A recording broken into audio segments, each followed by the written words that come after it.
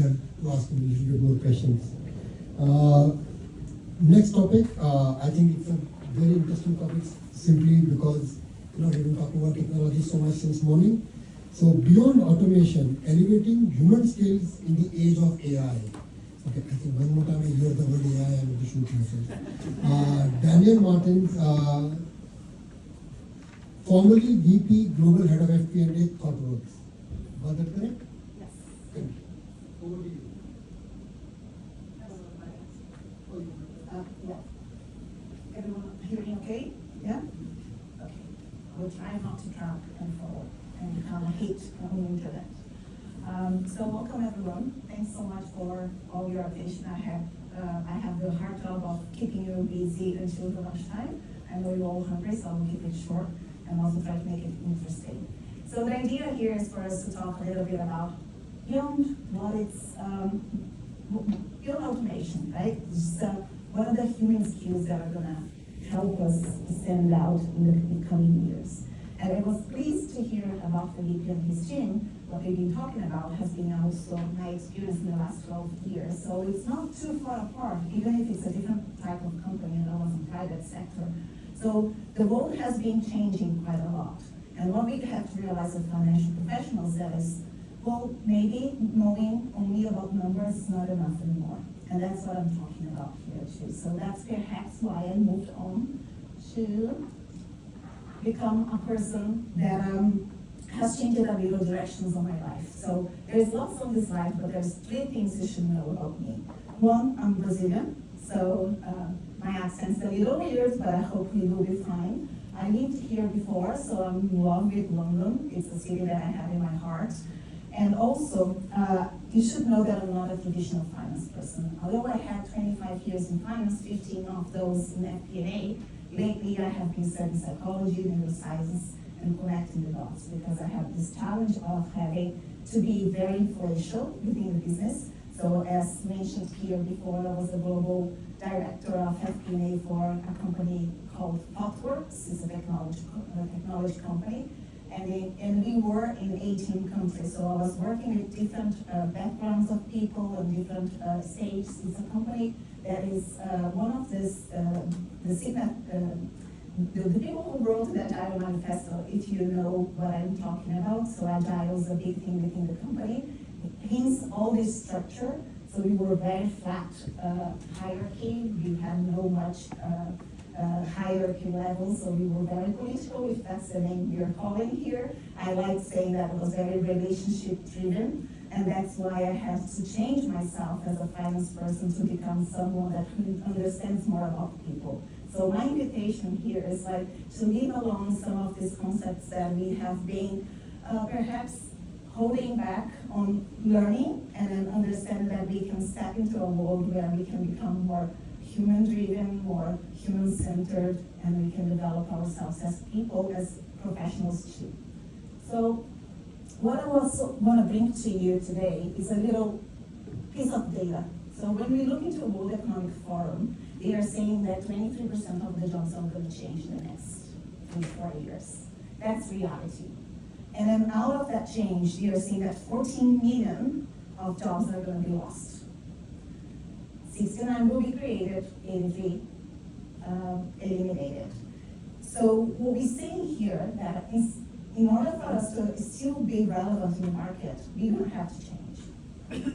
No matter how or the way we're going to do it, I'm proposing we think, so if technology will take most of our job away, what will last for us? The human skills. What can the machine cannot do for us, or what can it not substitute in the sense? So I looked further and I found this report from Gartner, and Gartner was especially studying Europe.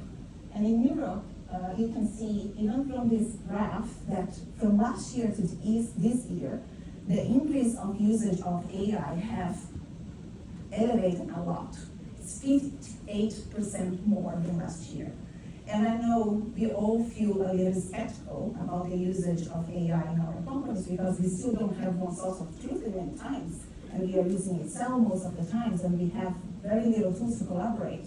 But some people are doing it. It's gonna come in our way, whether we like it or not. And to be fair, before I found this, I was super skeptical.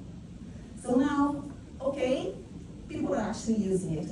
Mostly, you're gonna see soon after this where in the companies and how this affects FP&A, but mostly they are implementing AI in the areas of operational finance. So accounts payable, receivable, they are doing a lot of work there, which as leaders in these rooms, we gotta think, what are we gonna do with the folks who are in our teams? And also what it's doing to people's mind, meanwhile, this change is happening. It's our job to actually create new paths for these folks to be in the market for the long run. So they point out there's 3 challenges in this change they are seeing.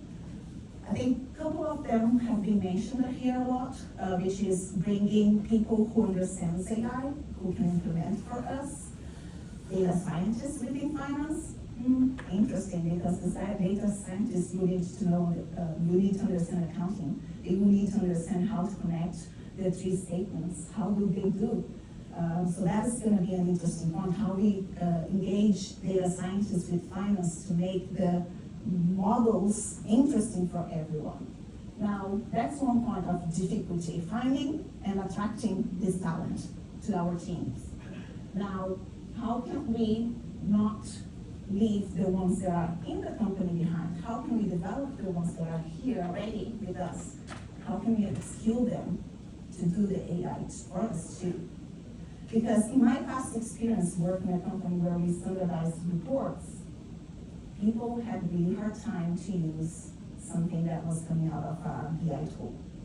They used to have their own little work behind the scenes. They didn't engage quite fully. So how is that change going to play out? So all of that's happening too at the same time that we are seeing things getting more automated. And then yet there is a limited understanding of what are the skills you're going to need when this implementation is done. So we don't know. There's a lot of unknowns out there. So we need to focus now, what can we do to create some path, or at least some sense of direction to ourselves and others who are working with us to continue growing the career. I find the naming of human skills being more best rounded, because it will give us a sense of what are the areas we can exploit meanwhile this change are happening. So now, where is actually AI impacting finance as Gartner says? So there's 3 areas they are saying. They're saying that are going to be used in predictive analysis, in reporting. Reporting is quite easy to see that happening. Predictive analysis, I haven't seen a company yet. Yes, actually there is one that I heard last couple of years ago in the AFP conference in the US. They are already doing some predictive analysis data. But also the same company was using blockchain, big data, and all of the other hype stuff that was with us 5-10 years ago. So when we deep dive into it, companies that were doing before, they are ahead. Companies that are starting now, they're still more or less in the same place. Because we gotta realize that actually there is very little investment in finance. So how fast this will really happen? Again, another unknown. And you will see throughout this presentation, I have more questions and answers. So it's really for us to think how we can move through these questions and find ways to figure out what we can do.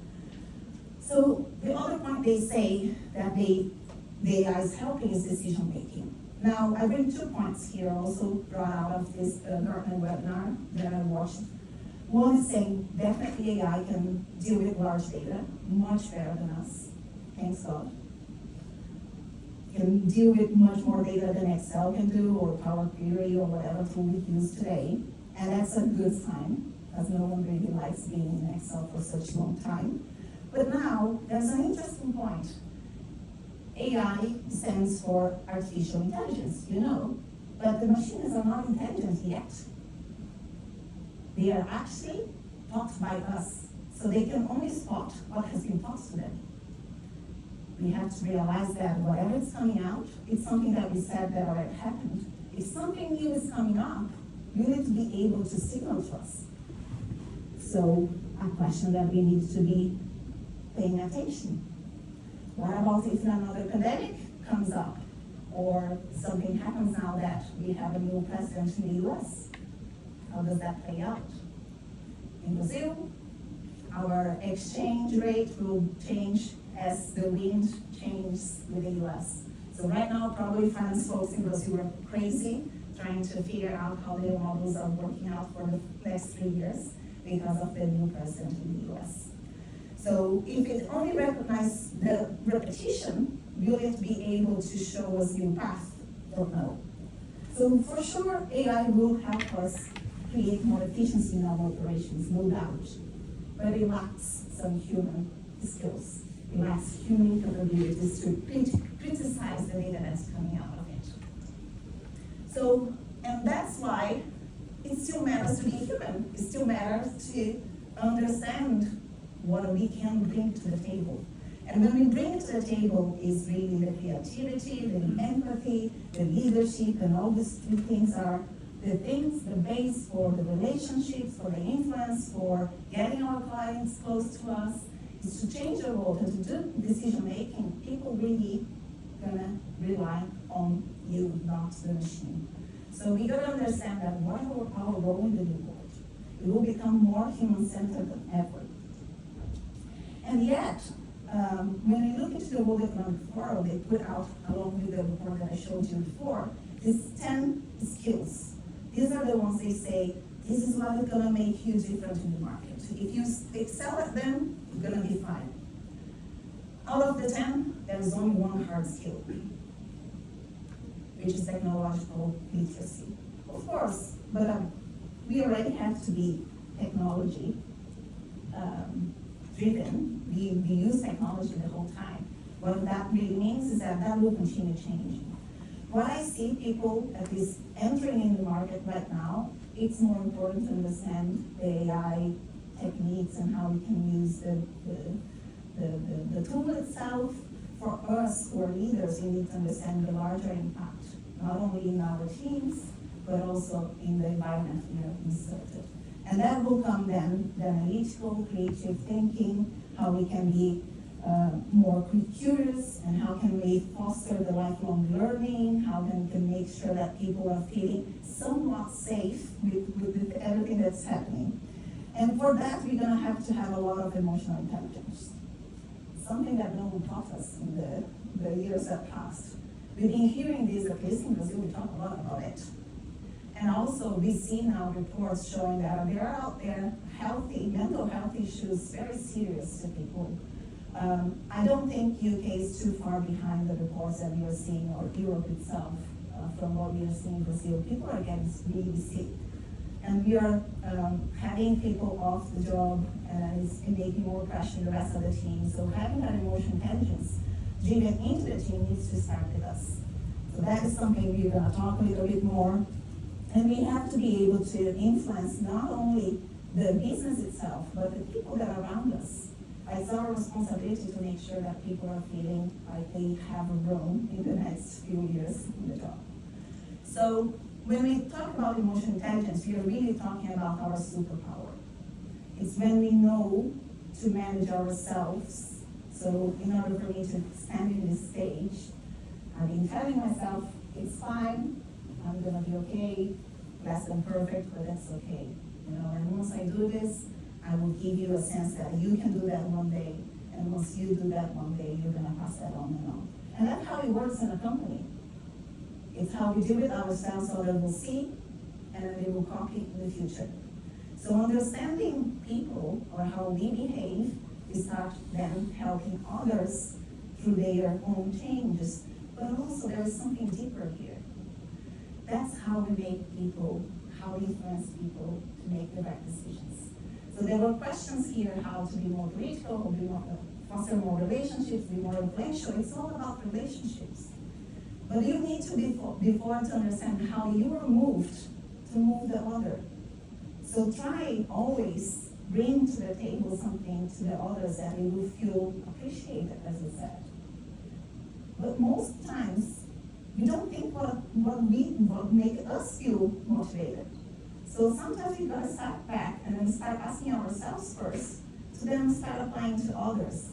And as I worked in this company who was so agile and that was all about influence, and then it was still about results, but we had to influence everyone to go to the same direction. Oh man, I had to really try to understand people's minds. And one of the time of the day they were best like in shape to talk about some subjects and how we would get them to talk to me the time they would. Melanie had already her secret box, I had my own, so people would never not respond to me. Because every time they wrote to me, I always had something to offer to them. So it's like life itself. It's like bringing life into the job. It's like having a community built in within the job. It's no longer like, as someone also said earlier today, there are blur limits between the work and life that we are having. As we're doing it all at the same time, and most of us are working hybrid, sometimes more at home than actually in the office, it's how we are really having that relationship with people. And then if you just step a little bit into neuroscience, they will say that humans are actually made for relationships. And that's what makes us happy. So if you strip out that out of our jobs, what's left of it? I know, I like doing some Excel work, makes me happy, it doesn't argue with me, but it's boring sometime after, that we don't need that. We don't want to just do financial modeling forever. We want to grow. We want to become someone influential. And that's where the human intelligence, the emotional intelligence will come in. And then from that point, you're going to naturally collaborate more with others. And innovation will come from here, not the machines. The machines only repeat what we taught them. So if we don't create the new world, the machines won't create that for us. And hopefully, they will take away the boring job, not the one that we are interested. So that's what we try to put ourselves out there. So going back to fostering lifelong learning development. So here is the key for our teams. So we think how can we foster either knowledge in the technological side, but also on the human skill side. It's a big undertaking for anyone. It can be overwhelming when you just came out of the uni and then just learn a bunch of techniques, and now you're saying that you got to learn all this bunch of soft skills. But anyways, what I envision to the future is if we take for a minute, let's say that AI will take all the operational work away. What's going to be left for us?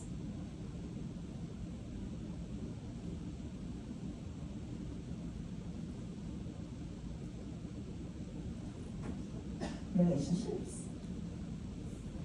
So if you take a person who's entering the market now, they probably will jump from day 1 to 2 into a sort of a leadership position, even if they are not called a leader.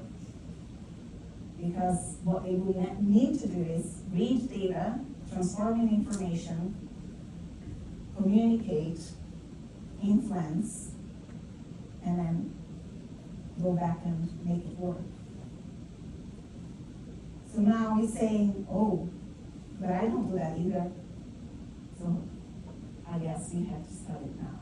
It's sort of the same as finance business partnership that we're hearing for so long, but most of us sometimes don't get the chance to actually move towards that direction. I say, do it now. It's better now than later. So creating personal development plans for your teams, yourself and your teams, helping them to cascade the organizational goals into their own day-to-day will help them to have a path to get their mindset in one direction that they can follow and understand how this change will impact them and how you also are supporting them through this change. Back in 2020, after 4 months of into COVID, my company, we had a great turnaround within the whole world just going crazy, and we decided that we would go and open our business, do an IPO in 6 months after. So we started the transition, the product placement and all that job in the back end of 2020. And our team would face a big change in the next 12 months because the company who's being private closed works in a very different way than when it's have the public. So we had to implement SOX, now our team was responsible to put the numbers out in the market, and all of that would happen so fast that we wouldn't have much time to think about it. So what I did back in that day was to create a decision tree of sorts, but now with capabilities. Understanding what was the key capabilities that the team needed to have in 12 months' time. And then I would show to them, and I created a program through this personal development plan that every 3 months they would have intention to develop themselves into something. And that is just 1, 2, 3, 5 steps to get to the best area, and we will do that every 3 months into 1, 2, 3, maximum of 3 abilities to develop. So they can see that they had improvements throughout that year, and I could see also them going through that. And unfortunately, there's no other or better way of going through this big change than being transparent and telling people, like, look, I also need to change, you guys need to change. We're gonna all have here our own path towards that change. But in the end, we'll say whoever is best fit. And I don't wanna lose you. I don't wanna lose myself either, so let's go together. So transparency in change times are very helpful to get people on board. So creating that transparency, telling them what the change would be, telling them what kind of capabilities they need to develop, creating these programs gave them sense of direction, and also I kept fostering their curiosity and their critical thinking to continue developing and continue excelling at the company. Excuse me. Now, again, I will take a step back because if you might be feeling overwhelmed, this is the same that actually is behind the concept of business partnership. So I'm not talking about something new, I'm talking about something that's around already. We have some taken a different route, we have some showing a different way, we have some taken a longer way. But what I'm talking here is the basis of business partnership and also the challenges you're gonna need in your business. So the business partners will influence the business, but some of them will be able, they have this capability of having that crucial conversations, and they will be the ones that are gonna be pushing things through when times are hard. And these are very, it will be a small percent of your personnel who are able to really be that challenger. So we'll also foster that within your teams, having someone that can push the business to think broader, larger, and beyond what they have been doing. So I hope this is not coming as a completely surprise, but again, human skills are going to be ever more important in the world of automation. Now, what about leadership? We know command and control no longer stands, it's long gone, whether we like it or not. Old times, perhaps, some companies may last yet on the road of, I tell you, you do it, and that's done. At least the world that I lived in the past 20 years, and I worked here back in 2009, Disney stores. There was no way things were like that. Then I moved into industry in Brazil. There was no way it was like that. Technology, not at all. So things have changed, but we haven't been changing the education that we are getting at schools. So we come out of schools coming as a finance person who are driven by numbers, who thinks that our models will have answers for everything. That being a positive number is the way to go, but what about businesses? If we don't really understand what is strategy and make it all one thing, we may be giving wrong advice. And especially for people who are working through medium to smaller companies, that becomes even more important. In the large ones, that will be more structured, their strategy is already there, they already know the direction, everyone's kind of doing a little bit in piece, but as you go to smaller companies, then becoming agile is even more important. And when I talk about agile, I'm not only talking about the tools that agile offers us, I'm talking about the mindset. And the mindset of an agile person works very different from a finance person. So I can remember still 12 years ago when I was thrown into this company, this technology company, traditional person, very rigid, understanding that my budget, everyone follows it, and that's like dumb.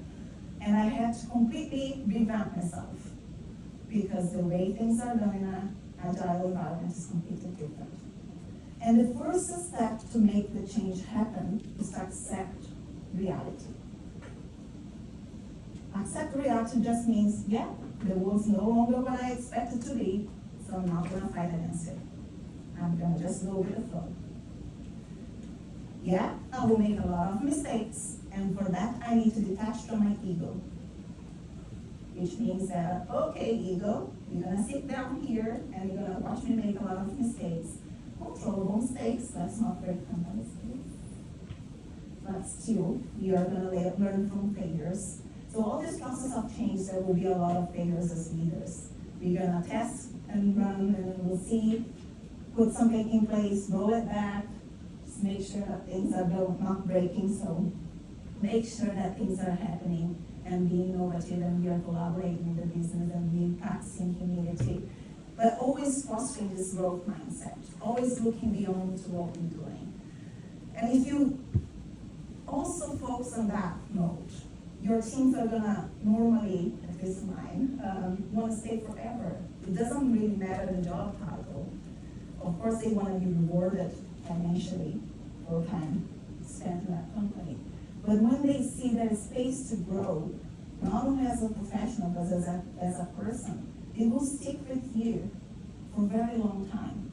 And a team that has tenure together, they can make the world change together. Because they will hold each other when things are hard. And they will be hard. Finance is hard. I do a lot of training nowadays, and people come ask to me, how did I excel in my career? Many of the times I was just sitting in the corner and crying by myself. Luckily, nowadays, I have taught myself to do something different when I'm working with a team. We are a lot more close. We hold each other accountable, but also help each other to grow. So that is much more, to me at least, it's rewarding to be in that kind of environment. So we gotta remember that we have to focus on the processes and not necessarily on the outcome, which is completely opposite to what finance normally do. But here's the thing, we're not talking about the finance work itself. We're talking about the teams and how the work are going to be done. So once you're doing AI, you're going to focus on the process of learning it, and then not necessarily only on that outcome for a minute. And then eventually, of course, you want to drive ROI. You want to see your return on investment. But it's not about only that. It's about how you implement it and make it effective for your teams and your company.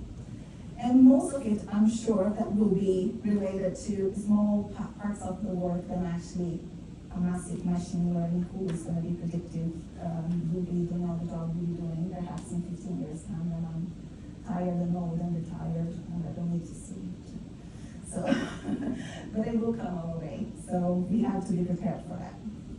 So when we think about Agile, these are the three things that makes it so powerful.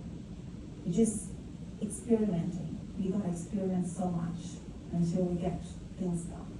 And we needed to be able to test it and give up on things that we haven't really done right in the first time. And that's okay. As long as we're adaptable, flexible, makes it fun, you know? Don't attach to your failures. Make sure that you see the growth behind those little setbacks that we may have. This will drive a lot of autonomy in your team, which drives innovation. There is no innovation in the team if they don't have autonomy to do some things themselves. And always a team will be better than just one person. So once you are a leader, you also need to learn to let it go and let them make their own mistakes, but also be there for them when those mistakes needs to be controlled. Right? We always do that in an environment which is controllable. and there is space, but sometimes we are tired. And that's what we are gonna talk now, because in reality, if we look into the market, professional market, and we look back in the last 5 years, 4 years perhaps, it's all about change. What did we have in the last 4 years? We had COVID. You guys had Brexit. You had Trump in and out. And the world is changing, AI is coming, and we don't know what's gonna happen. It's all so volatile nowadays. It's all very VUCA. People are tired. They don't know what to do. They don't know what direction to go. And we cannot ignore the psychological effect that has on people. Perhaps you guys are like me. As I'm growing older, I'm fine. You know, I have been so many other difficulties in my personal life that this is just the least. You know, doesn't matter as much. But when you're younger, these things are big. So we gotta just help people to go through this world of VUCA that we are living in. And we need to give them purpose. And purpose doesn't need to be something massive. It doesn't need to be helping folks in Africa or something like very inspirational. Sometimes it's just purpose on their day-to-day work. Sometimes it's just understanding where they will come out in the next 18 months. Sometimes it's understanding what they do and why they do, or who they do. And then sometimes it's just giving them a sense of purpose as a team, how they can support each other. So people are driven by people. And in finance, very so often we forget that. So having that thought in mind is what I'm inviting you today to think about flexibility of autonomy, so we can avoid another big great resignation mass that we had after COVID. So here are my final 5 points. So it's kind of where I summarize a little what I've been saying here, how I'm also helping companies to do their strategic people transformation. Always keep people in the first. So people comes before processes. People comes first, and they also are the people who is going to help you to drive change. So form a coalition team who can help you to promote marketing in the company, the change you're promoting.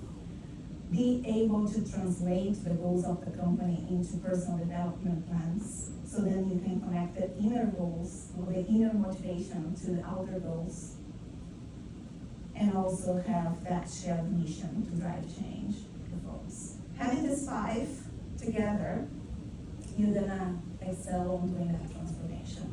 There is an article which fully explains all these points in the FP&A trends. If you don't know, it's all there. You can see a little bit more of that in there. But this is the summary of the whole presentation.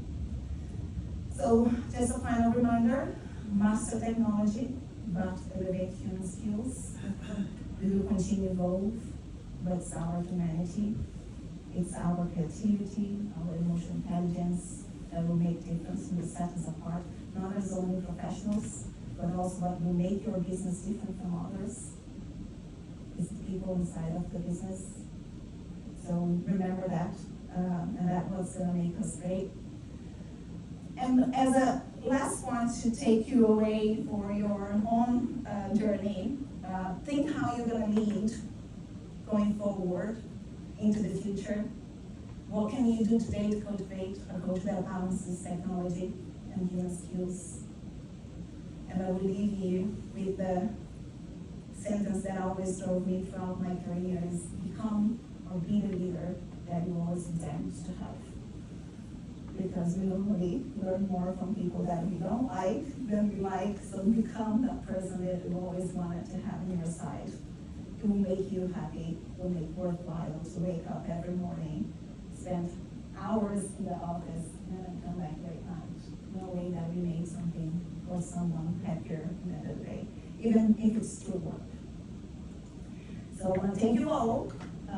Here are my contacts, how you can find me, my WhatsApp, my Instagram, and also my LinkedIn. If you have any questions now, I'm ready for you.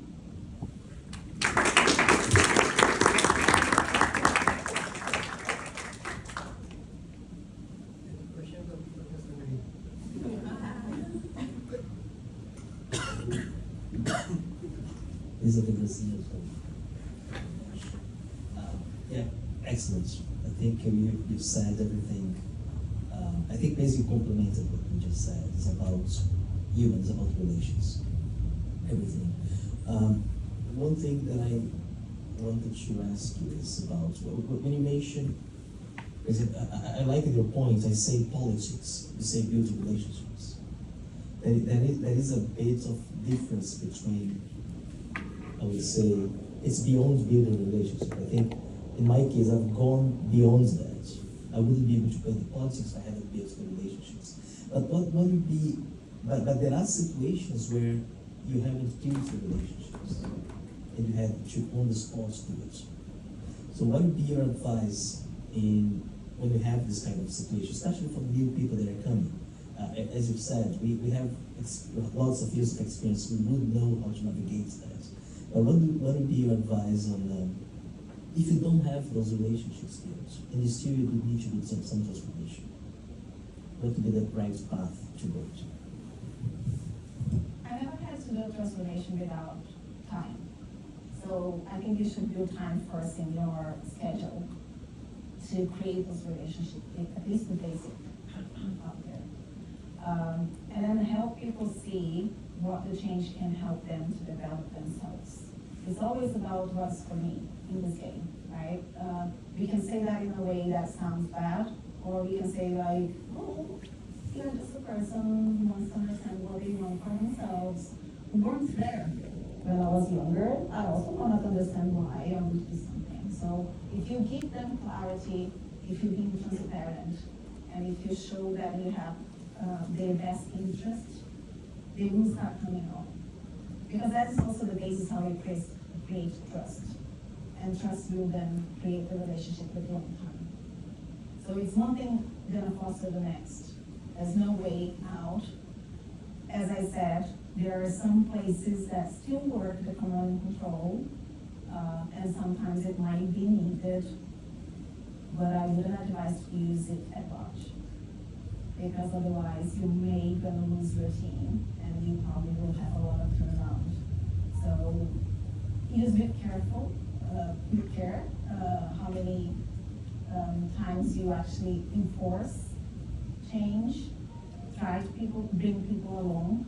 It's not an easy job, for sure, but it's worth it in the end, because when people come together, then more people will understand why that change is being made, and it's gonna last a long time.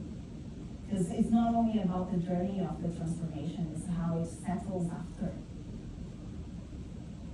And I've seen both ways, people being lost in the middle of the journey of transformation, and also once it's technically done, the process be lost, because people never engaged.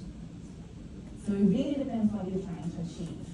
If you are really trying to achieve a larger transformation, use time in the beginning of your program to create those relationships, put that into the account, and then starting driving and showing people what they get with it, and then from there create trust, and then relationships will come next.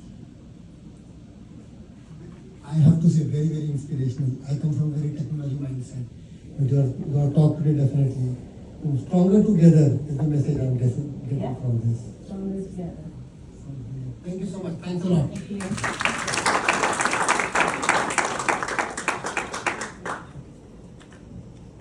Okay. We